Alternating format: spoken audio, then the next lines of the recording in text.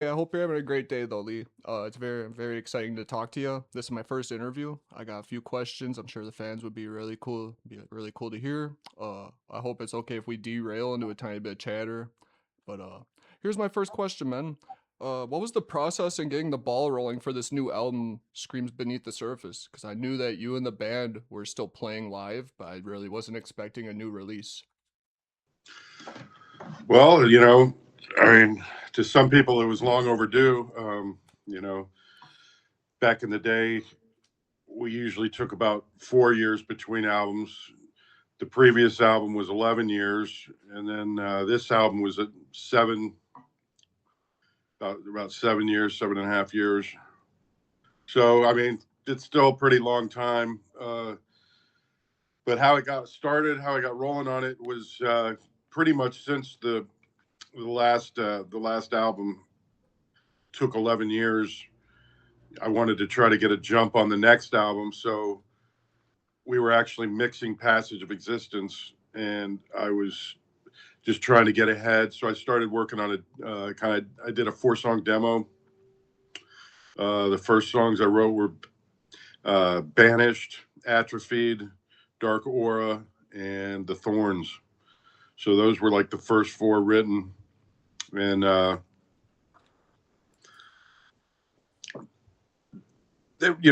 Banished was pretty much the way you hear it.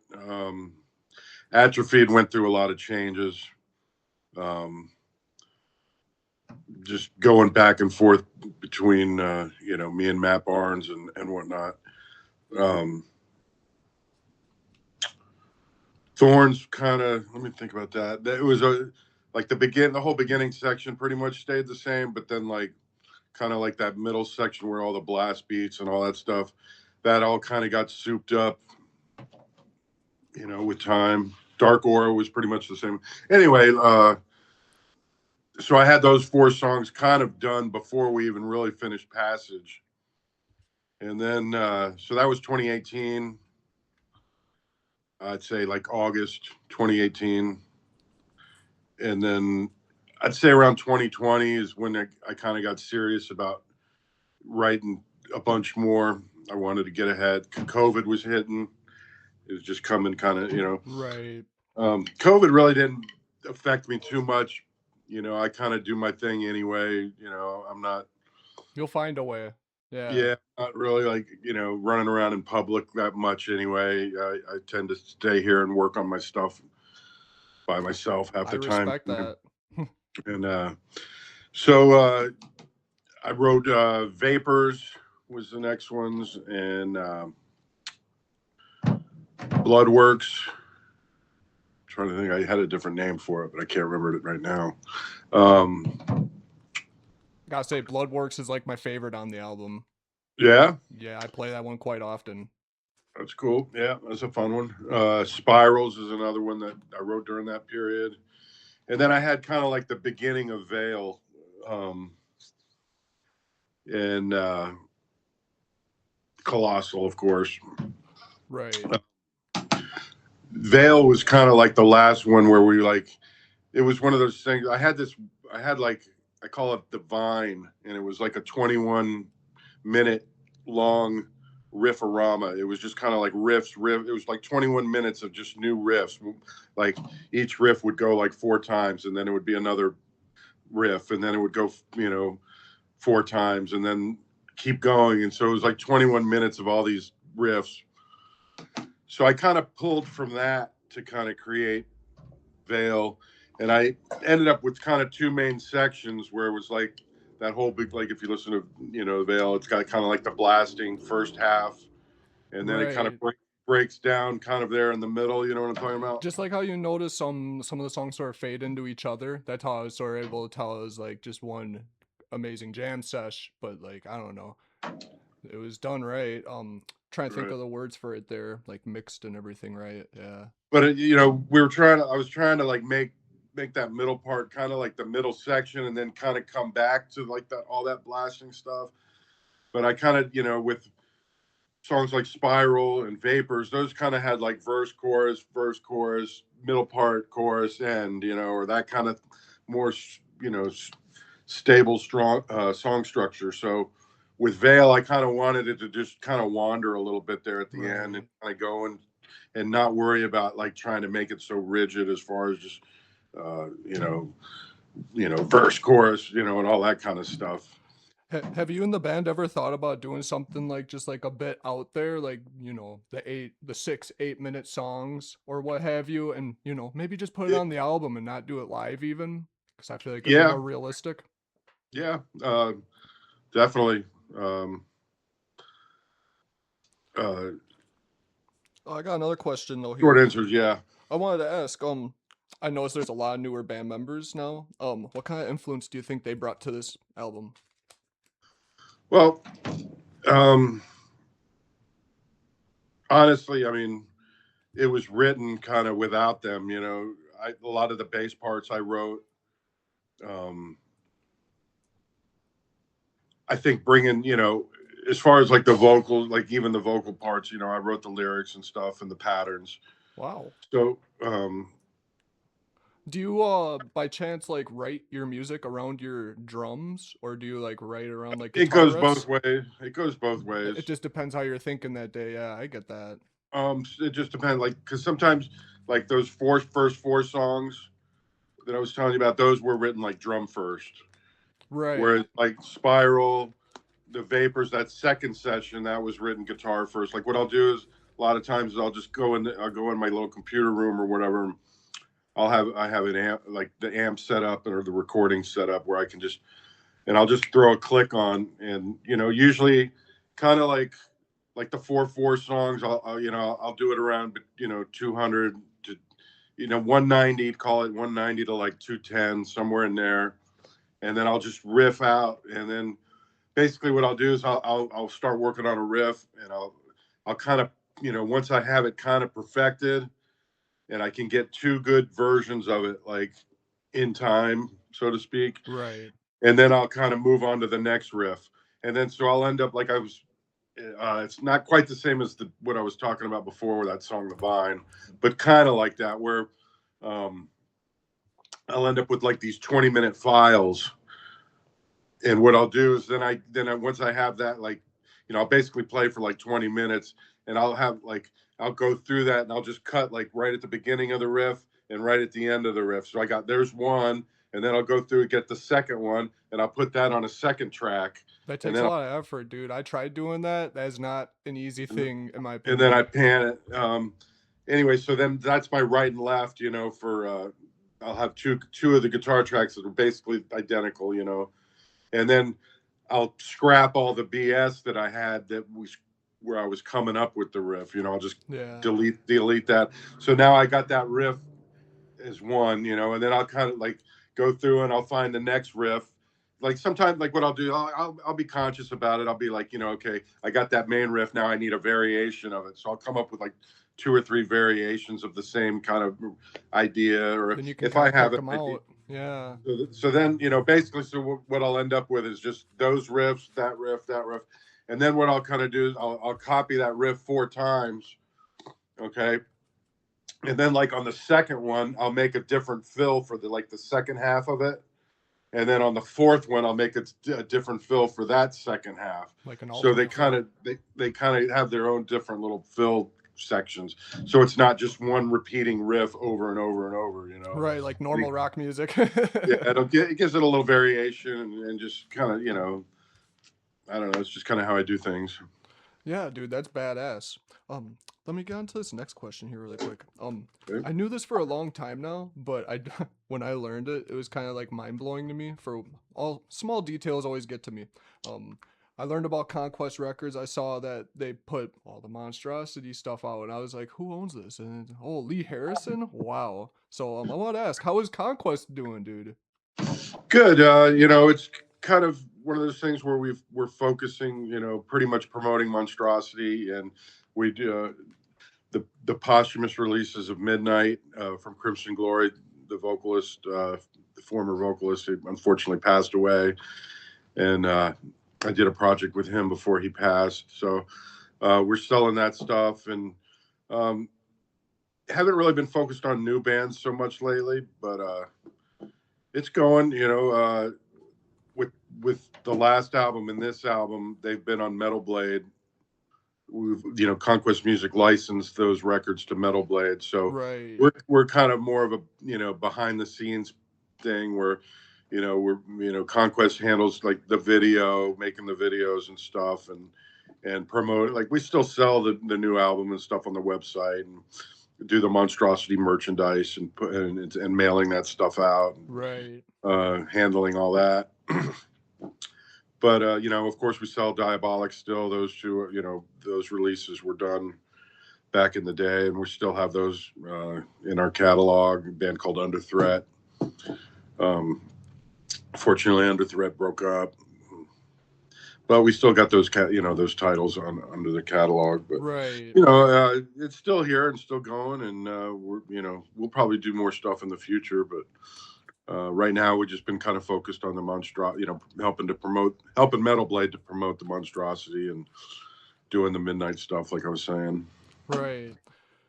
Well, I wanted to ask Liz too. It's kind of like a small tidbit detail. Do you guys sell like in dark purity like flags? I've been trying to get more flags for my room. I saw a T-shirt, Uh, I think. yeah, we definitely have the T-shirts. Trying to think. Yeah, as far as flag, we have Imperial Doom flags we just brought back from Europe. So Yeah. I got Imperial Doom flags and I have Passage of Existence flags. Those are the two flags we have right now. Hey, at least I got choices then.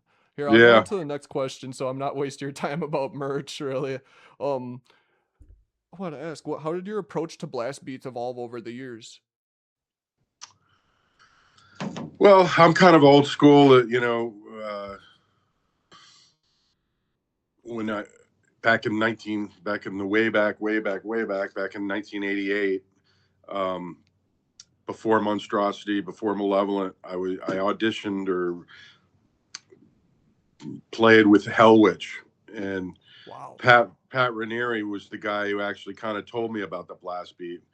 And back then he called it the super fast beat because it was kind of before the term blast beat was really a term. And because I was learning the Hell Witch material, there was songs he had with blast beats in it, and I was familiar with what I call the skank beat, which is like the Slayer beat, the thrash beat, the boota boota boota boota boota Yeah. beat, Right. uh, so that was kind of already in the lexicon as far as call it mainstream thrash drumming, so to speak. Right. I feel like people Songs, just called it fast drumming at the time. yeah, like Damage Incorporated, Battery, Slayer, like a lot of the Slayers had those kind of beats. So, um, but anyway, we term it the skank beat. That was kind of one of the terms that ended up being used Yeah, for it. it's a funny slang name. Um, so I was, with Hell Witch, I was like, I came into it knowing about the skank beat, but I really wasn't familiar with the super fast beat as it was. And Pat Ranieri was the one who turned me on to it. He's like, oh, you gotta do the super fast beat, super fast beat. And at first I really didn't understand kind of like the whole concept. To me, it was like, okay, you're just playing, you're cutting, like what the skank beat is basically cut time. And then the blast beat is cutting the time again, so it's like you're going, here's regular time, and then you're double timing that, so that's the skank beat, and then Yeah. you're double timing that, which is the blast beat. um so I eventually I got it, and um How long do you think there, it took you? well, there was other bands that were, obviously Morbid Angel was kind of the, Pete Sandoval was kind of the one, and Morbid Angel, Yeah, I got a story about him I'll tell you in a little bit. they they kind of, Napalm Death did it, of course, but they really hadn't perfected doing it in time. There was bands like some hardcore bands that were doing the blast beat, but it really wasn't perfected yet. It Right. was just kind of like noisy and not in time with like a regular click, so to speak. Um, Which playing to a click like that, dude, that's really hard. It takes like right. half, well, for me, just with guitar, half a year just to get used to it. Yeah, like we didn't even, it wasn't until maybe I'd say 2006 or seven when like I really started playing with the Click live. And like, I'd played with the Click here and there, like the song Fragments of Resolution. It was like a super slow song on Millennium. I played to the Click on that, but I really wasn't used to it. It was just, and it was partially because back, Imperial Doom and like Millennium, those songs like would just jump for no reason almost. We'd be like if you listen to Manic, it has it's like I know what you mean. I'm thinking about that. But that's what the fans love about it too, like including me. It's just so it so I don't it know, would jump it's around. So it fun. was kind of like hard to, you couldn't just like, a lot of the newer songs for us, that you can just set a click and that's the song. Right. Whereas like back then we would just jump from, all kinds of things. Now, like I can do like tempo maps, and create different, if we need to like change for a certain reason. But a lot of times, like, like even Angel's Venom, like kind of that middle section, it's kind of weird, how it's just all over the place timing wise, and unfortunately, I wish I would have written it differently, just because, like now when we, it just kind of, it's like slightly creeps up in speed, like certain things like that, where I hear it now and it's just like, I wish I would have done that differently. Right. But, it is what it is. And that's kind of how, it's how the songs were written. And, that's what made them those songs, I guess, It made so it sound more live. It sounded like one or two takes, yeah. man, and it still sounded amazing. So, I mean, To more me, credit a to lot of it. people, do they, oh, playing with a click, it's too mechanical sounding, and it's too this that, you know. To me, there's still life in the click. If you're a good drummer, it's the way you play against the click. You can still groove with the click, and you don't have to like be like a robot. It's Right. actually, you can still play a little bit ahead of the beat or still a little bit behind the beat. But the click gives you that like solidness. And the one thing I like about it is that it makes it sound like the record. Like, and it's not like, because like, I mean, this is just a critique on myself. Back in like the Imperial Doom days, we, there'd be like a blast beat part that was kind of hard to play, and then it would come to a skank beat part, and all of a sudden like it's Right. way faster. It's like, just live. I'm hyped up. I'm excited. And then you're having to go from mode A to mode B to mode Right. C, And and it was just sometimes all of a that sudden, ain't then the easy. blast beats are slow again or whatever. It's like, one of the things that, I do it the blast beat with the old school way. I do it 1 foot. To me, that's the real blast, 1 foot blast. If I do 2 foot blast, it's like the fast double bass, underneath Right. the blast. So like, um, obviously it's so normal now that a lot of guys, play 2 foot blasts, and that's become such a normal. And a lot of times, like there's guys that'll do the like, they'll do the fast hand, but they're doing like kind of. I swear, isn't that like the suffocation drummer? Like I thought I heard something about that recently. Like he plays a little bit lighter with one I don't know. It's really confusing, but What he, cool. well, Mike Smith, what he invented was kind of the everything on the downbeat, like where it's you're doing the snare and the double and the kick drums all at the same time. Whereas like the old school blast is kind of more like a roll where it's kick snare, kick snare, kick snare. Right. He's doing the kick and the snare at the same time. So that was kind of that's what the suffo blast, so to speak. Yeah, and that's some of the more modern stuff that I actually enjoy because I don't know why, like whenever it came to rock music or anything, like a lot of this modern stuff I've never really gotten into. It's always been what everybody calls the old school stuff, but I just call it There's the good killer stuff. there's killer drummers, that can, they're playing like stuff that's just out of this world. But I wish, that some of them would take, go back and do that old school where they, where they're playing, every snare hit that they're hitting that fast, that they would hit the ride cymbal or the hi hat that fast. Right, Whereas we want something a a lot of tad bit catchy, not just, oh, a what lot you of times call they'll just magnifico. they'll half time the hand, the one hand, and then switch hands and do the other hand. So it's kind of whatever. It's just personal Would you preference, say I it's a guess. tad extra? What do you mean? Like, I mean, in a way where it's like, I don't know, just going a bit over the top. I feel the same way about guitarists. Like, God love Herman Lee, but it's like I like more simple guitar riffs. The virtuoso stuff gets to be a bit much after a while. Right. Yeah, I think that's kind of the key with all of it is balance.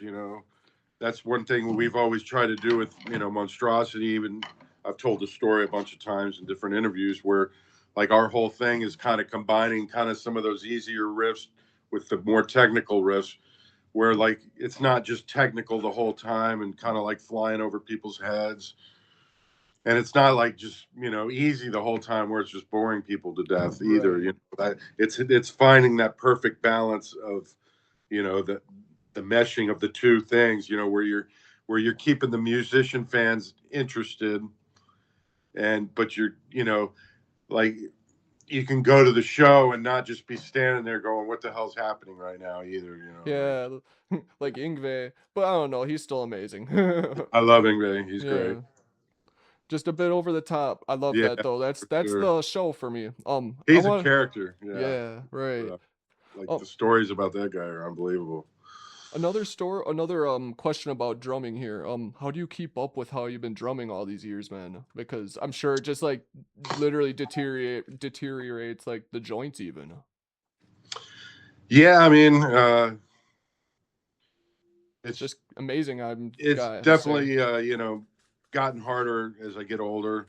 I got right here. I got this machine. It's called a Roland SBD SX. It's like a sample pad type thing, and I can program kind of what I've been doing lately. Basically, there's let's see, six, nine pads on it, and you can put an MP3 or a WAV file rather Right. on each pad, and then like what I for each program, each scene or however you want to call it, I'll do two wave files. So the one wave file will be like a drum track or a click or something for in my ear, Right. and then uh, and like what the other one will be like if there's any keyboard things or if there's something like sound effects or any kind of stuff like that that we want like that are used on the album, uh, anything like that, it comes out of the PA, like the intros and that kind of thing. Right. It's all programmed on there.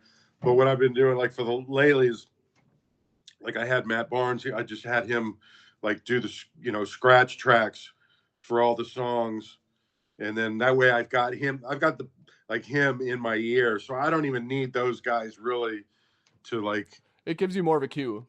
Yeah, and it's just instead of like it's just we play these clubs where it's just every night's different, and one night yeah, we may have a killer monitor set up and everything's perfect, but then the next night we go somewhere and they got this 12-inch wedge that's the speakers blown out and you can barely hear anything. So having it in my earphones and where I don't have to worry about like the I don't have to worry about the external Right. sound, You just and gotta worry about putting on a good performance then. yeah, and I can hear everything most importantly, and I'm hearing the click, I'm hearing the guitar, I'm hearing where I'm supposed to be. I could even put in I could even put in actual cues, whatever part coming up, or if there was some like counts, I'll put in like well, cues like 1, 2, 3, 4 to kind of cue me into like Colossal. There's a part kind of right during that second, like that long lead section towards the middle there. Kind of there's a riff that comes right after it, and it's kind of one of those things where it's easy to get lost. I have a cue for that, like where it'll be like 1, 2, 3, 4. It's like a bell sound where it really stands out and I can hear it.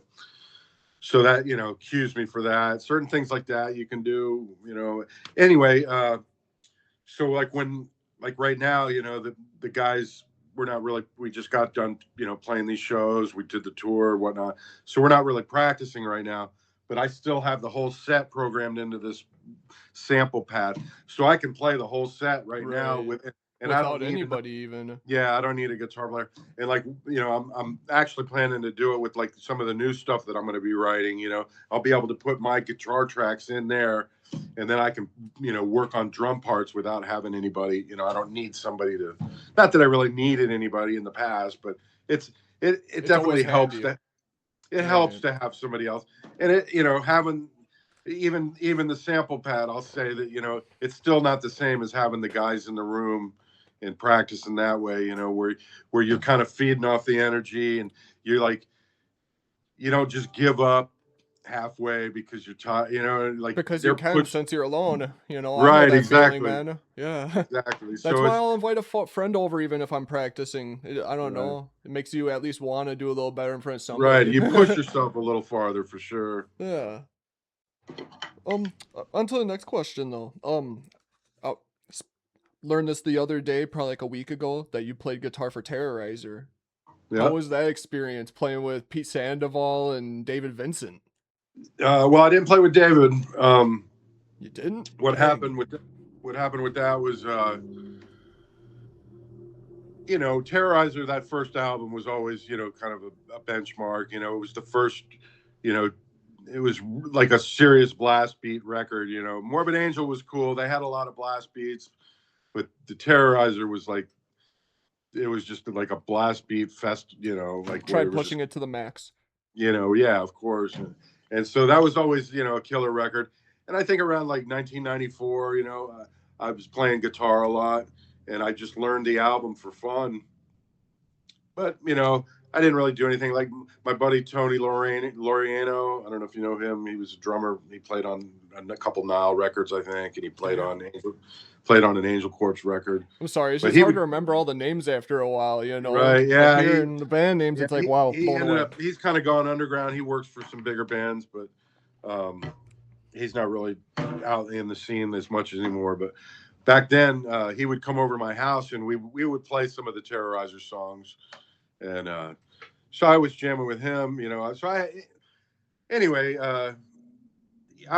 Pete's from Tampa. I'm from Tampa. We would see each other all the time. Going out to clubs and going to shows, going here, going there. I'd run into him. Hey man, dude, we got to jam some Terrorizer sometime. I want to jam that with you. It was just kind of a for fun thing. Right.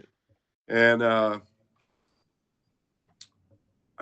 want to say 2011, 2010, somewhere. He ended up leaving Morbid Angel because of his back issue. He ended up getting surgery, I think, and then he ended up going to Spain. He moved to Spain for a couple of years. Anyway, around 2013 ish, he came back, moved back, and he was doing really good. He looked, he was clean and sober. He was very clear headed. Healthier? Um, what's that? Healthier, you'd say? Oh, definitely. Yeah, Yeah. yeah, yeah, definitely. That's great. Healthier, clear headed, whatever. And he looked like he was doing, so I saw him. I want to say it was the Fear Factory show at the Brass Mug, and I was like, "What are you doing? Are you playing drums?" He's like, "Well, not really.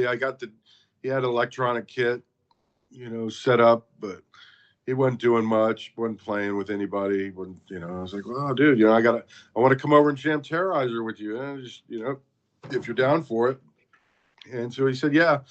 So like one Wednesday, I called him up and, hey, what are you doing Wednesday? And so one Wednesday I went over to his house with my amp and we just started going through a couple tunes and, before long, it was fun. So what are you doing next Wednesday? We'll do it again. Oh yeah, okay. And so then the next Wednesday we, did a few more songs and kind of now, we're starting to build up a little set list. And then I don't know, 3 or 4 weeks of that, we pretty much had the World Downfall down, and we kind of got the idea. Hey, maybe we'll get somebody to sing and play bass. So I knew Sam, and we brought in Sam Molina for that. I had seen him at oddly enough an Ingve show, and and so I asked him, hey, I may be calling you about something. I'm doing this jam with Pete Sandoval, and we're talking about maybe getting somebody. So if you're down, so we ended up bringing him on it, and then we ended up so we started jamming of June 2013, and we did a backyard party in September of 2013. It was just kind of like a fun thing, a for free show, no real pressure, but we did promote it a little bit. Hey, and kind of the way we started it, it was just like we called it Sandoval Harrison Molina. That was like the original, just because he had this Anthony Reshawk guy and his girl, the people that played on the third record, they Mm, were out in California. That was kind of his terrorizer lineup at the time. right. But I know he was kind of frustrated because he had to go all the way out to California to play with them. And when he would get out there, like he didn't have a transportation and he had to stay at a warehouse and, and there was no store real nearby. I think he was having issues. It just made it So really unrealistic. it just made it hard for him, I think. And then now he's got these two guys that are right down the street practically and, ready to practice at any moment. And, things we're doing more with that. We got offered the New Jersey Death Fest. Gutter Christ brought us up for that, and kind of he's the one who actually pushed it to the Terrorizer because they were like, "Come on, man, we got to call it Terror," you know. And they ended up putting Terrorizer logo on the T-shirt, and that was kind of what pushed it over the edge. And it's, we'll call it Terrorizer. Hell yeah. And then from there, we ended up working with Gunter Ford, the Morbid Angel manager, and he ended up started to book us some tours and festival shows over in Europe. We did a lot of one-offs, and then eventually we recorded the Caustic Attack record, um, and real proud of that record. Unfortunately, it's kind of the End Records got bought out by BMG, and BMG, they don't really care about it, so the album kind of is appearing to be lost in the shuffle, so to speak. So but I'm really proud of the record, and I'm real proud of Pete. He did a really great job working with me on it. Kind of like, because I'm a drummer, so I have my ideas, and I want to push him to see what he can do. Just curiosity as a drummer. Like try this, Pete, try that. So like, and he was, when we were recording the album and like coming up with the songs and stuff, like he was very open to like my ideas, and we had a good working relationship during that period for sure. So it was very great for my creativity. That the Midnight project I was talking about earlier, that was great for my creativity too, because um, with that project I could like, Midnight was he was kind of like a folk guy, like playing folk, like a little acoustic guitar. He had like I would call it, wouldn't even barely call them songs, they were like ditties, Yeah. that he would just record these little ditties, and then I would go down there and record him with those ditties, and then me and my buddy Matt Laporte at the time, we would bring them back to Tampa and we would create a song out of his ditty, Right. like flesh out those ideas and make it more musical and beef up everything and make it. So that was like great for my creativity, and the Terrorizer was great for the creativity too. That was a very cool time period. The Obituary thing that I did, I don't know if you're familiar with that, but I got to play drum. I played guitar and I played drums with I Obituary. didn't know you played drums. I heard that you played guitar with Obituary. I was like, wow, that must have Yeah, I been an played. experience. They just Um, headlined Metalfest Milwaukee this year. I, yeah, I'm really disappointed I didn't get to see you guys this year. I did not plan right. By the time I had the chance to look at tickets, they were kind of expensive. yeah, Yeah. but Next time, man. that was kind of cool. Just being able to kind of like, because they originally, I started to work with them because they have a project called the Tardy Brothers. It was like the John and Donald Tardy have like kind of like a side project, and I got brought in on that. And then as it turned out, uh, Terry was going to be doing some touring with Massacre, and they asked me to play a show on bass with Obituary. So I like ended up spending my Christmas vacation learning the Obituary set. And when I got back from the Christmas vacation or whatever, Terry's tour had canceled, so he was going to be able to play the show. So I was kind of disappointed. I was like, "Oh man, that sucked." I spent all this time learning the set. I said, "Hey, is it cool if I come over the next time you guys rehearse and like, at least jam the set with you once, just to say I did it?" They're like, "Yeah, cool." And then so I did it, and I did pretty good, because I learned the stuff, and they were like, "Hey man, if you want to go to Mexico with us and play that show. We can bring an extra guy. I was like, cool, yeah, for sure. And so that turned into, I ended up doing some South American shows. We played with Asheron for 4 shows, and we played with Destruction in Ecuador, and then we played this really huge show in Chile with like Anthrax, Testament, Wow, Fear Factory. It was pretty wild, yeah. that's quite a So lineup. yeah, it was definitely a sick lineup. Um, but they needed a real like a lead player. I'm not a lead player like that. I can crush the rhythms. I can play all the rhythms perfectly, but I feel the same you way, know man. the lead. So that's I can play some lead, but they needed a real lead player. And Kenny was. They had played with Kenny before, and like Kenny was available to come back, so they got. It was just cool to be able to do what I did. And then around 2018, there was an issue. Donald had to like take some time off, and so I filled in for him on drums, and that was fun. That was like kind of. It was just cool to be able to go into the obituary world and kind of see how they run things and see how they work. And they're I've known them since like 89, 88, 89. So it was just cool to be able to like see how they do things and to jam with them. It's fun and super easy going guys. And it was just it really wasn't a creative thing necessarily because the songs are already written, but it was still fun for my musicianship thing to like to do all that. And I actually saw him at the Milwaukee thing, and um, we were talking about maybe doing some stuff. I'm hoping that we can at least record a couple tunes, even if it's not for a project. Just to do it. At some point that because I think it'd be fun to like get in there and just jam out and see what comes out of it. Because I definitely think some good stuff could come out of it. Oh, But I bet. it's just an idea at this point. But and they're busy. Obituary's always touring, and they got their things going. So Right. Well, I um, hope you know, something comes of that, man. That'd be definitely awesome. not announcing anything, but Right. it's just an idea, like I said, and it'd be fun. But so yeah, that's Oh, kind of that. and I might as well ask this, like, since we're talking about all the other projects you're in. I heard that you played a little bit of drums for Malevolent Creation, just like a little stint. Feel free to like just give me whatever stories about that, man. I love Malevolent Creation just as Yeah. much as Monstrosity. As far as I know, like kind of the pick of the litter with all the amazing artists that you guys got to like both play with. Yeah. So it's a little bit of a long story, but try to give it to you quick. So when I,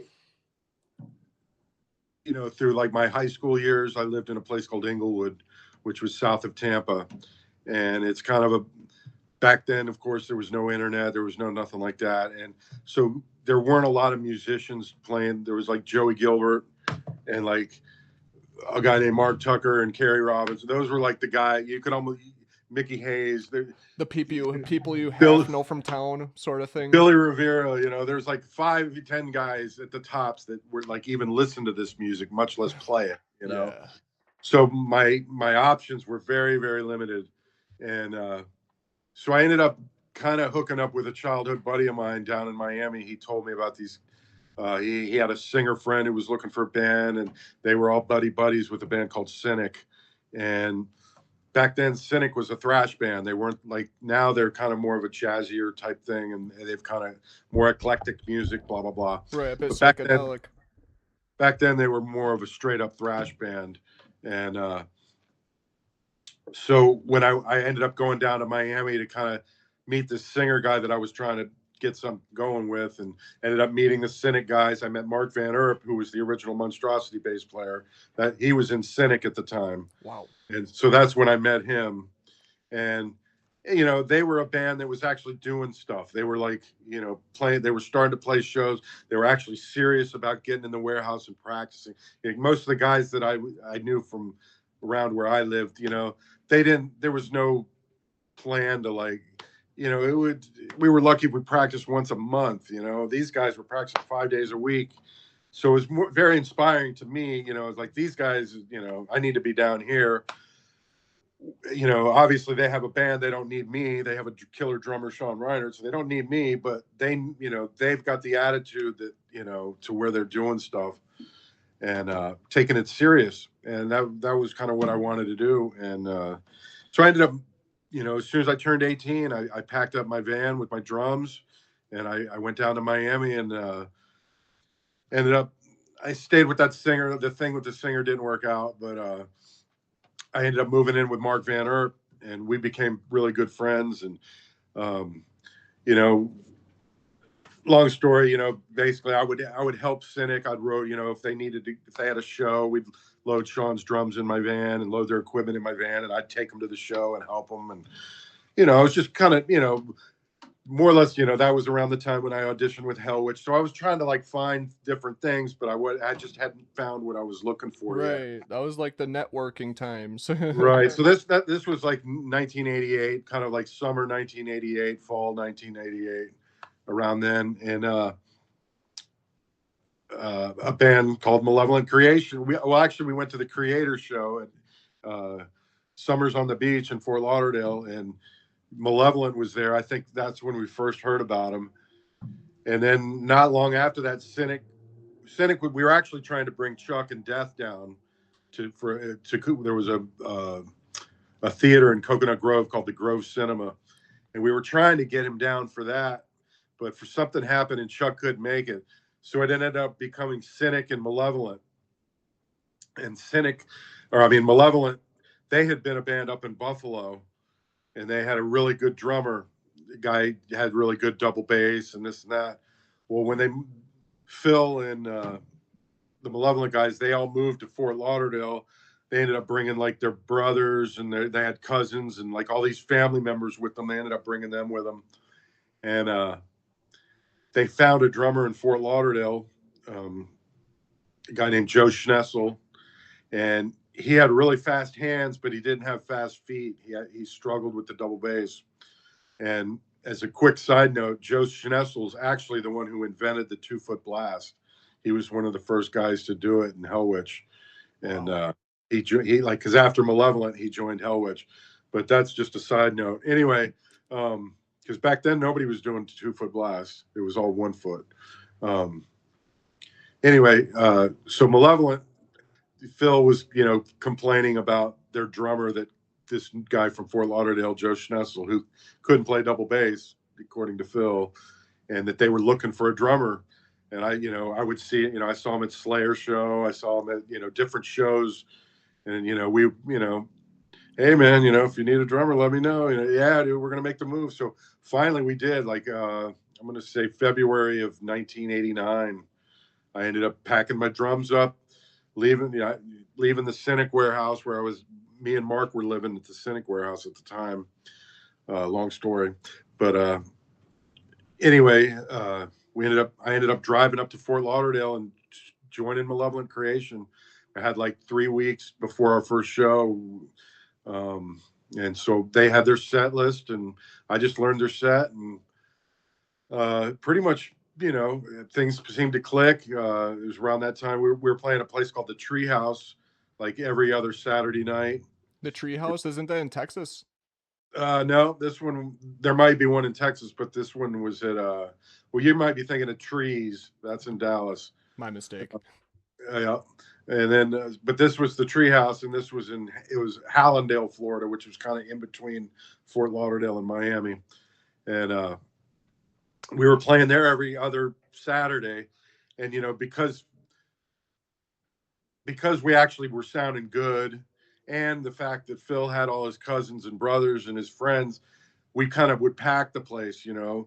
and the club owners were impressed by that. So they were booking us, and, we built up a good crowd. We were kind of, taking over the Fort Lauderdale scene.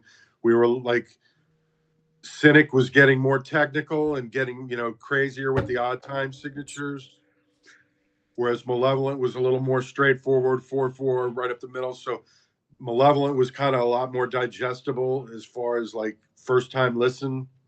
So Malevolent kind of like was taken off, and we ended up getting the Dark Angel tour, not the tour, but the show when it came through at the Cameo Theater. that was like a big deal for us. It was like playing to like 700 to 1,000 people that night. You know, so from there, and then we ended up. I knew about this studio in Miami called Natural Sound.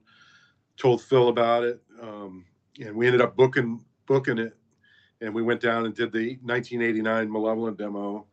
I think we did three songs. I think it was Injected Suffrage, Epileptic Seizure, and Violent Offspring. Those were the three songs.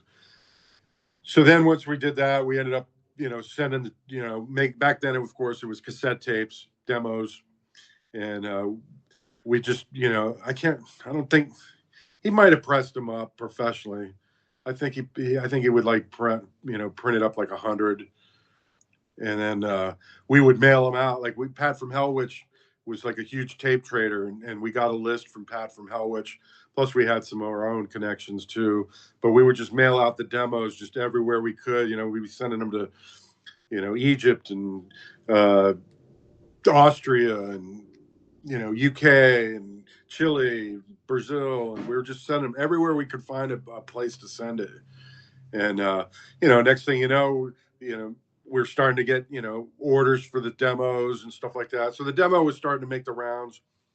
It was around that time that Sepultura Beneath the Remains came out. Right after that was Obituary Slowly We Rot came out. Morbid Angel had recorded their album, but it wasn't out yet. Altars of Which Madness. album? Oh yeah, Altars of Yeah. Madness. Yeah. Um, but it wasn't long. Like I think it came out in Europe first, and like, but we had gotten a copy of it through tape trading, so we had the album. But then it wasn't until like 6 months later, I think, it finally came out in the U.S. But then that came out, so it's kind of like the Atheist Piece of Time was recorded, but it wasn't out yet. But they were getting a lot of press. So Florida was starting to get all this attention for, the death metal scene. And of course, Morrisound recording, the studio. So there was a lot of attention. And we just, uh, we're just, like I said, we're just sending our tapes. So we were driving up to Tampa a lot. We were starting to play shows in Tampa. But unfortunately, things didn't work out in the end because, previously we had all the money that we were making from those treehouse shows and stuff, we were paying our warehouse rent. And I didn't work back then. I just wanted to play drums. I didn't want to work a day job. I wanted to, focus on the music. So all of a sudden, the money that we were using to pay for the warehouse rent started going to the mail, and so we didn't have Wow. warehouse rent. So there was basically me and Phil kind of came to a head over the warehouse money thing, and they found a drummer, a guy named Mark Simpson, who he was a guy from Coral Springs. He had, you know, I think he still lived at home, and they could practice in his garage. They didn't need to spend money on a warehouse. I think his dad had a business where they could put all their mail in with their business, so like all their mail was getting done for free. Right. So it just it made sense for them, like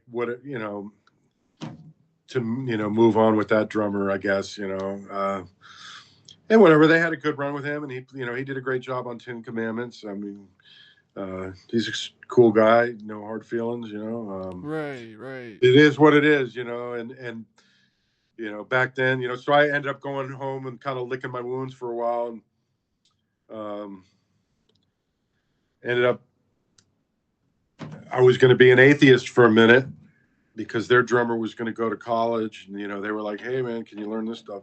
So I started hanging around Roger Patterson, and I was going up there like every weekend and hanging out with those guys, but that didn't work out in the end. Um, and then I met a guy named Ted Hartz. He was in a band called Ex Mortis from like Virginia, Washington D.C. area, and he was talking about needing a drummer, and as it turned out, he got kicked out of Ex Mortis when I was actually going up there to like check it out. I had already bought my plane ticket, and so I ended up flying up to meet him, and he's like, "Yeah, man, Ex Mortis kicked me out, but I got this singer guy, man. We're gonna put together a new band." And the singer guy was George Corpse Grinder. So Oh, that's where dude. that's where I met George and stuff like that. We ended up going up to Philly, and checking out some shows up there and hanging out that weekend. Met Alex from who's now in Immolation. He was in Agoraphobia at the time. I met the Immolation guys. Met Ripping Corpse guys. All kinds of bands. Yeah, You know, Ripping Corpse is awesome too, dude. yeah, yeah. So anyway, that was when I met George, and like a couple months after, maybe 1 or 2 months after that, not even probably. Uh, Mark Van Erp, me and him, it's a long story to get to it, but basically we ended up deciding to form Monstrosity, and I had told him about George, and so we called George and we ended up buying him a bus ticket. We had a show, we had an offer to open for Massacre before we really even had a lineup, and we just agreed to do it just because it was just an incentive to put the band together. And so I talked to George about it, and he's like, "Yeah, man." So we sent him a bus ticket, and that's kind of how we formed the band originally. Yeah, I heard about that little tidbit of the story. I feel like that's when things really started popping and getting interesting, to be honest. Yeah. Um, the first show was a disaster, but the second show was really like we ended up doing the Horror Infinity demo, and that turned out really good. Even though it was kind of raw sounding, it still had that viciousness that we needed to represented us pretty good on that respect.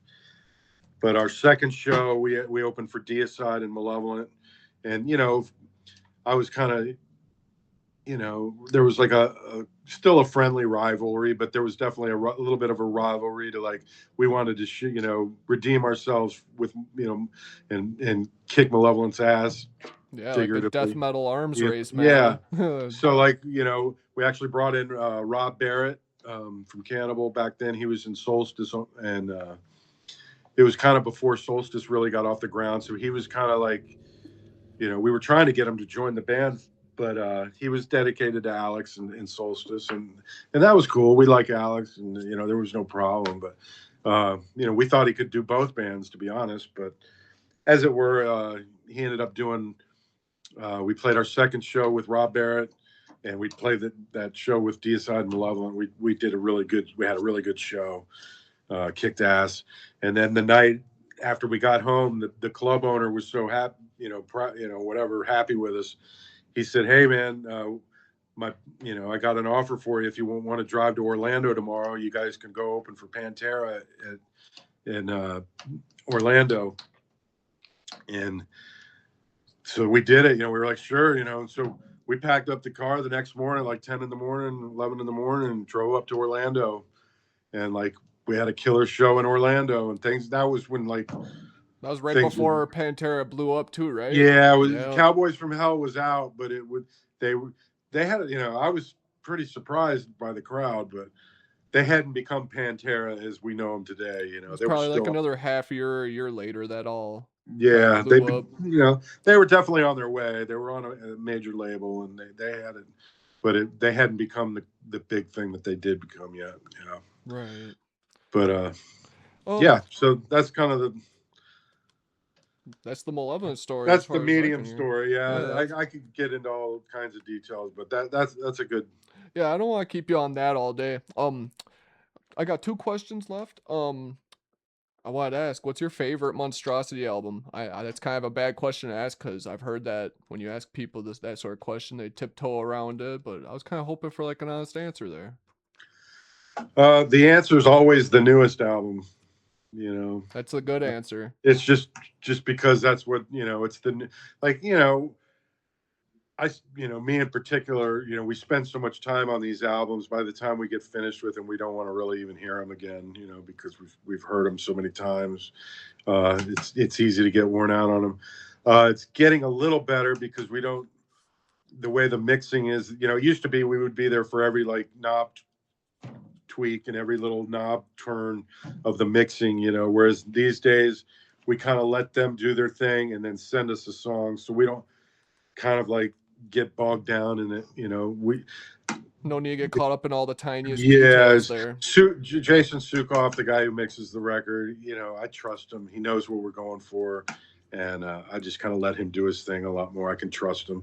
Whereas back in the day, it was more of a, we were we were trying to go for something, and it wasn't guaranteed that you were going to have a great production. If you didn't, it was kind of more. It was easy to go take a right turn if you weren't careful. Let's put it that way. Right. Like listen to Imperial Doom. Like we've never been happy with that record. The drums are way too loud. The guitars are buried. Yeah, I've heard Um, your opinion yeah. on that a few times now. It kind of bums me out, but I understand from an artist point of view there, just like how you're saying the newest album's the best. You probably put a lot more effort into it, a lot more thought. Well, it's just I have all those learning experiences from each albums, and I take all the things that I learned on the previous albums and I put them, try to make a better album than those albums, and so you know, uh, Always try to challenge yourself there. I mean, like Rise to Power, that was kind of one where like at the time it seemed like it was better, but looking back on it, it wasn't as strong as maybe some of the others. Spiritual, that would turned out to be a great album. I was definitely proud of that. Passage was even better. I didn't think we'd be able to beat Spiritual. Each album I'm kind of surprised. Like even the newest album, I was, because we've been lucky in that we get good reviews for these albums. And I keep expecting, okay, well this album, everybody's going to be like, oh no, this, Yeah, it's you not as, expect people to be really critical for no yeah. reason. And everybody's a critic now, with the internet and Facebook and the incognito, Yo. comments. Yeah, I get Which that all the time. I'll be honest, some I don't mind them because that's when people are talking real, and I'd rather get the real comments than somebody just sugarcoat. Oh, I love the album, even though they think it sucks, That's a or good point, whatever. honestly. That is a I'd good rather, point. I can take it. I don't. It sucks, you know what I mean? But I'd rather have that than just somebody like sugarcoat how great an album is if they don't really think that. Right. And here's my final question for you for today, Lee. It's kind of just outside of all of this. What kind of tips do you have for anybody trying to get into playing live death metal shows? It's a tough business, even still, like that show we did in Milwaukee just last week, we just, we have things, the little things to get ready, and it's just, we're still struggling. Like those one-off shows in particular, playing these festival type situations where they want to get you on in 15 minutes, 20 minutes, and you're rushed. And my suggestion is to be ready for anything. Don't set your drums up the same way, exact way. Like break down your drums every once in a while, and like just set them up a little bit differently, just to so that you can get used to it, because you're gonna get thrown into a situation where you have to do that. Like same with equipment, just try to be ready to be flexible, because that you go you can't drag a drum set to Germany. You got to play on a back line. Same with the amps. We're not going to drag an angle head over to on a flight. I mean, you could, but it's just not It's feasible. not realistic. You'd Right, probably just want to exactly. rent it. So you're going to show up and oh yeah, we had it on our list to have the Engel amp, but no, we're going to have like a cheap knockoff TV, or Oh, something that whatever, something, not to diss PV because they're cool, but you know what I mean. It's like, right. You just gotta be willing to try to make stuff work. yeah, like You can't all get of a sudden, picky. like that happened at Brutal Assault, where like all of a sudden there's like no distortion on my guitar, and like now I got to play the show like this, and you can hear like there's no hiding behind the distortion at all, it's like Right. completely like clean. So like That would freak things me like, out, dude. How did yeah, that get solved? Did that get solved? no, it didn't, unfortunately. got Dude, solved with, got solved with me looking like an ass on stage. So it dude. got solved. And there's just that happens so many times with these. That's why I'm almost ready to like just never do these festival shows again, unless you know serious things are taken care of. Because just like last week, they didn't have the X hat. I used two hi-hats on each side. It's just the way I play. I've written the parts around that. I'm used to that. And I'm It's sure not. you had it written down, and I'm sure they knew Yeah, that you there's wanted there's that piece of there's kit. so many drummers that do that now. I didn't think it was that big of an ask, but sure Right. enough, now the time's clicking. supposed to be playing, and they're running around looking for a hi hat that they never could find, and it's just like, That's a tad ridiculous. so and it's just stressful, and I'm like soaking in sweat before I've even started the show, and it's like I feel like I just got out of the shower because it's hot and I'm running around and I'm working and I'm stressed, and And then you're getting prepared in your head to play a yeah, show without a and important piece of kit even, you know? exactly, So, I mean, you yeah. gotta be ready for anything. I see what you mean there, dude. So that's my suggestion for whoever, is just to be ready for the unexpected. Right. Well, hey, Lee, it was great talking to you. I'm gonna make sure to have links to Conquest, probably Metal Blade, try and have your merch and everything put Sure. up here. I hope you have a great day, man. It was awesome talking to you. You're a Uh, fucking legend. Thank you, brother. Oh You yeah, have a man. good time, man. All right, brother. We'll talk soon, man. You take care, man. Later.